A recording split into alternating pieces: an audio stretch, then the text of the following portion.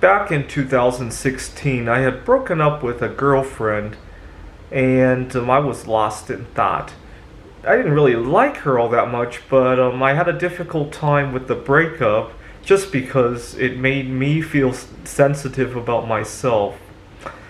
I got into my car and I was going to drive from her home back to mine. She lives in Bellevue, I live in Redmond. This is like a 5 minute drive.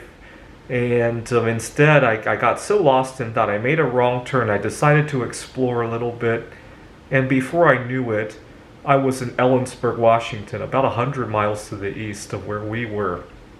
And I pull into a rest stop in Vantage, Washington, called Wild Horses Monument. The Milky Way was out, the moon was out, Jupiter and Saturn. At the time, Jupiter and Saturn were separated by 30 or so degrees in the sky. And it just occurred to me that as much as we were fighting with each other, my girlfriend and I, Jupiter, Saturn, the moon, the Milky Way were still out, and they would never leave me. I know it sounds bizarre to say it that way. So I started reading about when there would be interesting astrological events, right? I went to see a solar eclipse in Salem, Oregon in 2017. I saw a lunar eclipse later that year, if I remember correctly.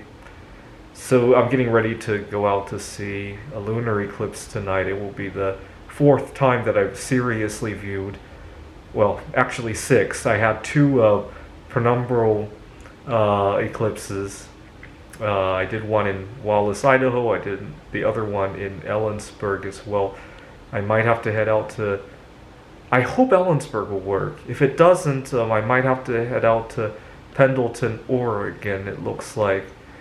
I wish we would just make every time there's a solar or lunar eclipse, it ought to be a holiday.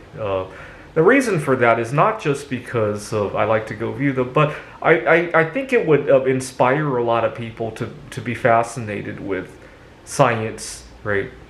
And right now, as I speak, the United States really lags behind in education and in the sciences, and I just think anything to get kids instantly interested, right? When they can see something. And we need to have additional holidays anyway, right? I think the pandemic has highlighted how burned out Americans were before. And given that we need to add a number of holidays anyway, I think the solar and lunar eclipses are perfect candidates for that. Anyway, and it's a good way to tell ourselves that extraterrestrial lives matter, right? ELM.